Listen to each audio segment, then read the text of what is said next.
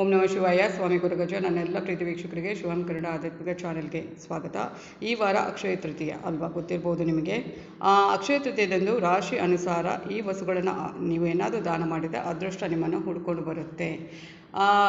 ಯಾವ ಯಾವ ರಾಶಿಯವರು ಏನು ದಾನ ಮಾಡಬೇಕು ಅನ್ನೋದನ್ನು ಹೇಳ್ತೇನೆ. ಅದಕ್ಕೆ ಮುಂಚೆ ನನ್ನ ಚಾನಲನ್ನು ನೀವು ಯಾರು ಸಬ್ಸ್ಕ್ರೈಬ್ ಮಾಡದೇ ಇದ್ದರೆ ದಯವಿಟ್ಟು ಸಬ್ಸ್ಕ್ರೈಬ್ ಮಾಡಿ. ಸಬ್ಸ್ಕ್ರಿಪ್ಷನ್ಸ್ ಫ್ರೀ ಆಗಿರುತ್ತೆ, ದುಡ್ಡು ಏನೂ ಹೋಗೋದಿಲ್ಲ. ಆದಷ್ಟು ಲೈಕ್ ಮಾಡಿ, ಆದಷ್ಟು ಶೇರ್ ಮಾಡಿ. ಹಾಗೆ ನಿಮ್ಮ ಏನೇ ವೈಯಕ್ತಿಕ ಸಮಸ್ಯೆ ಇದೆ ಮುಕ್ತವಾಗಿ ಕಮೆಂಟ್ ಬಾಕ್ಸಲ್ಲಿ ಕಮೆಂಟ್ ಹಾಕಿ ರಾಶಿ ನಕ್ಷತ್ರವನ್ನು ತಿಳಿಸಿ. ಒಂದು ವೇಳೆ ರಾಶಿ ನಕ್ಷತ್ರ ಗೊತ್ತಿಲ್ಲ ಅಂದರೆ ಪರವಾಗಿಲ್ಲ, ನೀವು ಹುಟ್ಟಿದ ದಿನ, ತಿಂಗಳು, ವರ್ಷವನ್ನು ಹಾಕಿ ಖಂಡಿತವಾಗಲೂ ರಾಶಿ ನಕ್ಷತ್ರ ಗುರುತಿಸಿ ಅದಕ್ಕೆ ತಕ್ಕ ಸೂಕ್ತ ಸುಲಭ ಪರಿಹಾರವನ್ನು ನಾನು ಅಲ್ಲೇ ಸೂಚಿಸ್ತೇನೆ. ಸಬ್ಸ್ಕ್ರೈಬ್ ಅಂತ ಹೊತ್ತು ಸದ್ಯ ಬೆಲ್ ಐಕಾನ್ ಇರುತ್ತೆ, ಅದನ್ನು ಪ್ರೆಸ್ ಮಾಡಿದಾಗ ಅಲ್ಲೊಂದು ಬರುತ್ತೆ, ಅದನ್ನು ಪ್ರೆಸ್ ಮಾಡುವುದನ್ನು ಮರೆಯಬೇಡಿ. ಆಧ್ಯಾತ್ಮಿಕಕ್ಕೆ ಅಥವಾ ಜ್ಯೋತಿಷಕ್ಕೆ ಸಂಬಂಧಪಟ್ಟ ಏನೋ ಪ್ರಶ್ನೆ ಇದ್ದರೂ ಮುಕ್ತವಾಗಿ ನನ್ನ ಹತ್ರ ಕೇಳಿ, ಖಂಡಿತವಾಗ್ಲೂ ನಾನು ಉತ್ತರಿಸ್ತೇನೆ. ಹಾಗೆ ನಾನು ನಿಮ್ಮ ಜೊತೆ ಯಾವತ್ತೂ ಇರ್ತೇನೆ. ನಾನು ನಂಬಿರೋ ಶಿವದೇವರ ಹಾಗೂ ಕುರುಗಚ್ಚ ದೇವದ ಆಶೀರ್ವಾದ ನನ್ನೆಲ್ಲ ಪ್ರೀತಿ ವೀಕ್ಷಕರ ಮೇಲೆ ಸದಾ ಇರುತ್ತೆ ಅಂತ ಹೇಳ್ತಾ, ಬರೀ ರಾಶಿ ನಕ್ಷತ್ರ ಅಥವಾ ಡೇಟ್ ಆಫ್ ಬರ್ತ್ ನಮ್ಮದಿಲ್ಲ, ಖಂಡಿತವಾಗ್ಲೂ ಉತ್ತರಿಸೋಕ್ಕಾಗಲ್ಲ. ನಿಮ್ಮ ಸಮಸ್ಯೆಯನ್ನು ಬರೆದು ಕಳಿಸಿ, ಖಂಡಿತವಾಗ್ಲೂ ಉತ್ತರಿಸ್ತೇನೆ ಅಂತ ಹೇಳ್ತಾ, ಅಕ್ಷಯ ತೃತೀಯ ಹಬ್ಬ ಅದೃಷ್ಟವನ್ನು ತರುವಂಥದ್ದು. ಹಾಗಾಗಿ ಈ ವಿಶೇಷ ದಿನದಂದು ನಿಮ್ಮ ರಾಶಿಗೆ ಅನುಗುಣವಾಗಿ ವಸ್ತುಗಳನ್ನು ದಾನ ಮಾಡಿದರೆ ನಿಮಗೆ ಅದೃಷ್ಟ ಒಲಿದು ಬರುವಂಥದ್ದು ಅಂತ ನೋಡೋಣ. ಅಕ್ಷಯ ತೃತೀಯ ದಿನ ಬಹಳ ಶುಭ. ಈ ದಿನದಂದು ಮಹಿಳೆಯರು ಒಂದೆಡೆ ಲಕ್ಷ್ಮೀ ರೂಪದಲ್ಲಿ ಚಿನ್ನ, ಲೋಹ ಮುಂತಾದ ವಸ್ತುಗಳನ್ನು ಖರೀದಿಸುವಂಥದ್ದು. ಅಂದರೆ ಏನಾದರೂ ಚಿನ್ನ, ಬೆಳ್ಳಿ ಏನಾದರೂ ಖರೀದಿಸಿದರೆ ವರ್ಷ ಪೂರ್ತಿ ಆ ಯೋಗ ಬರುತ್ತೆ, ಚಿನ್ನ ಬೆಳ್ಳಿಯನ್ನು ತಗೊಳ್ಳುವಂಥ ಯೋಗ ಬರುತ್ತೆ ಅನ್ನೋದು ಒಂದು ಪ್ರತೀತಿ.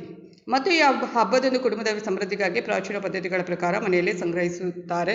ಮತ್ತೊಂದೆಡೆ ದಾನ ಕಾರ್ಯಗಳ ಮೂಲಕ ಎಲ್ಲರೂ ಸಂತೋಷ ಸಮೃದ್ಧಿಯನ್ನು ಹೊಂದಬೇಕು ಅಂತ ಬಯಸ್ತಾರೆ. ಅಕ್ಷಯ ತೃತೀಯದ ದಿನದಂದು ನೀರು ತುಂಬಿದ ಪಾತ್ರೆ, ಛತ್ರಿ, ಫ್ಯಾನ್ಗಳು ಸಂಪ್ರದಾಯದ ಪ್ರಕಾರ ದಾನ ಮಾಡಲಾಗುತ್ತೆ. ಈ ದಿನದಂದು ಬಾರ್ಲಿ ಮತ್ತು ಅಕ್ಕಿಯನ್ನು ವಿಶೇಷವಾಗಿ ದಾನ ಮಾಡಲಾಗುತ್ತೆ.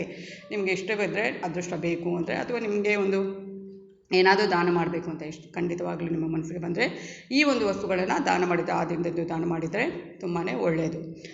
ಅಕ್ಷಯ ತೃತೀಯವು ಚಂದ್ರನೊಂದಿಗೆ ಸಂಪರ್ಕ ಹೊಂದಿರುವುದರಿಂದ ಇದೊಂದು ಮೊದಲು ಪಿತೃಕರ್ಮವನ್ನು ಮಾಡಲು ಹೇಳಲಾಗುತ್ತೆ. ಈ ದಿನ ಪವಿತ್ರ ನದಿಗಳಲ್ಲಿ ಸ್ನಾನ ಮಾಡಿದರೆ ಅಥವಾ ಸ್ನಾನ ಮಾಡುವಾಗ ತೀರ್ಥಜಲ ಅಕ್ಷತೆಯನ್ನು ನೀರಿನಲ್ಲಿ ಸೇರಿಸಬೇಕು. ಹಿಂದಿನ ಪಾಪಕರ್ಮಗಳು ದಾನದಿಂದ ತೆಗೆದು ಹಾಕಬಹುದು. ಹಾಗಾಗಿ ಜನರು ಹಬ್ಬದ ಸಂದರ್ಭದಲ್ಲಿ ತಮ್ಮ ರಾಶಿ ಪ್ರಕಾರ ದಾನ ಮಾಡಿದರೆ ಅದರ ಪ್ರಾಮುಖ್ಯತೆ ಅನೇಕ ಪಟ್ಟು ಹೆಚ್ಚಾಗಲಿದೆ. ಜೊತೆಗೆ ಗ್ರಹಗಳಿಗೆ ಸಂಬಂಧಿಸಿದಂತೆ ಅಶುಭ ಪರಿಣಾಮ ಏನಾದರೂ ಇದ್ದರೆ ಆದಷ್ಟು ಕಮ್ಮಿ ಆಗುತ್ತೆ. ಯಾವ ರಾಶಿಯವರು ಏನನ್ನು ದಾನ ಮಾಡಬೇಕು, ನಾನು ಒಂದು ಹೇಳ್ತೇನೆ. ಏನೇ ಒಂದು ಪಾಪಕರ್ಮಗಳು ದೂರವಾಗುತ್ತೆ, ಸಮಸ್ಯೆಗಳು ದೂರವಾಗುತ್ತೆ, ಅಥವಾ ಇನ್ನೊಂದು ಮತ್ತೊಂದು ಅಂತ ಹೇಳ್ತಾರೆ.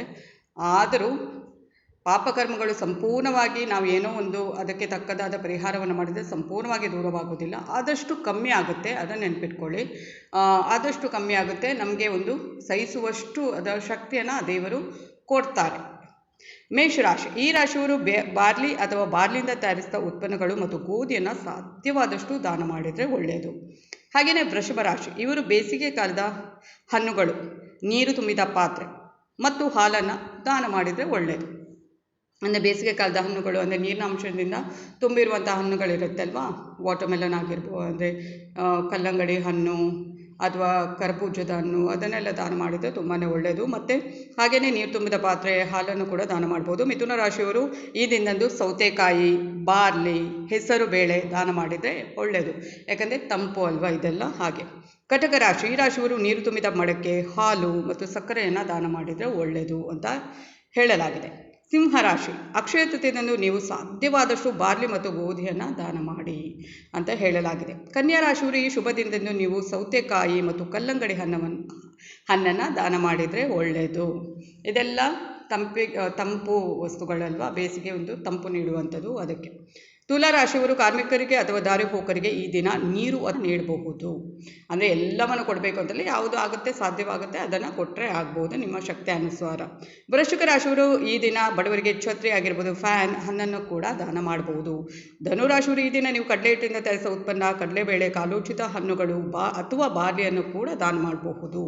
ಮಕರ ರಾಶಿಯವರು ನೀರು, ಹಾಲು, ಸಿಹಿ ಆಹಾರಗಳಿಂದ ತುಂಬಿದ ಮಡಕೆಯನ್ನು ದಾನ ಮಾಡಿದರೆ ಒಳ್ಳೆಯದು. ಇದರಲ್ಲಿ ಯಾವುದಾದ್ರೂ ಒಂದನ್ನು ಸಾಧ್ಯವಾದರೆ ದಾನ ಮಾಡಿ. ಕುಂಭರಾಶಿಯವರು ಈ ಒಂದು ದಿನದಿಂದ ನೀರು, ಕಾಲೋಚಿತ ಹಣ್ಣುಗಳು, ಹಾಗೆಯೇ ಗೋಧಿ ತುಂಬಿದ ಮಡಿಕೆಯನ್ನು ಕೂಡ ದಾನ ಮಾಡಬಹುದು. ಕಾಲೋಚಿತ ಹಣ್ಣುಗಳಂದರೆ ಈಗ ಇದೇನು ಸಿಗುತ್ತೆ ತಂಪು ಹಣ್ಣುಗಳು, ತಂಪಾಗಿ ಇಡುವಂಥ ಹಣ್ಣುಗಳು, ಅದನ್ನು ಕೊಡಬಹುದು. ಹಾಗೆಯೇ ಮೀನರಾಶಿಯವರು ಇದನ್ನು ನೀವು ಅರಿಶಿಣದ ಕೊಂಬು, ಕಡಲೆ ಹಿಟ್ಟು, ಬಾರ್ಲಿಂದ ತಯಾರಿಸಿದ ಉತ್ಪನ್ನ, ಧಾರ್ಮಿಕ ಪುಸ್ತಕಗಳನ್ನು ಕೂಡ ದಾನ ಮಾಡಬಹುದು. ನಿಮ್ಮ ರಾಶಿ ಪ್ರಕಾರ ಯಾವುದೇ ಸಮಯದಲ್ಲಿ ದಾನ ಮಾಡ್ಬೋದು, ಆದರೆ ಹಬ್ಬದ ದಿನಗಳಲ್ಲಿ ದಾನ ಮಾಡೋ ಮೂಲಕ, ಅದರಲ್ಲೂ ಅಕ್ಷಯ ತೃತೀಯ ಹಬ್ಬದ ಮೇಲೆ ಹೇಳುವ ಪ್ರಕಾರ ದಾನ ಮಾಡೋ ಮೂಲಕ ಹಬ್ಬದ ಶಕ್ತಿ ಹೆಚ್ಚಾಗುತ್ತೆ, ಅಪರಿಮಿತವಾಗಿರುತ್ತೆ, ಸಮೃದ್ಧಿ ಹರಿದು ಬರುತ್ತೆ. ಯಾವುದಾದ್ರೂ ವಿಶೇಷ ದಿನಗಳಲ್ಲಿ ದಾನ ಮಾಡಿದರೆ, ಇಂಥ ದಿನಗಳಲ್ಲಿ ದಾನ ಮಾಡಿದರೆ ತುಂಬ ಒಂದು ಅದೃಷ್ಟ, ಅಂದರೆ ಅದರ ಏನು ದಾನ ಮಾಡಿದ ಒಂದು ಏನಿರುತ್ತೆ ಪುಣ್ಯ ಅದು ದುಪ್ಪಟ್ಟಾಗುತ್ತೆ. ಯಾವತ್ತೂ ಬೇಕಾದರೂ ದಾನ ಮಾಡಬಹುದು, ಅದು ನಿಮ್ಮ ಇಷ್ಟ ಪ್ರಕಾರ. ಈ ಹೊತ್ತಿನ ವಿಡಿಯೋ ಆಗಿರುತ್ತೆ ಇದು. ಮುಂದಿನ ವಿಡಿಯೋದ ಮತ್ತೆ ಭೇಟಿ ಆಗ್ತೇನೆ. ಧನ್ಯವಾದಗಳು.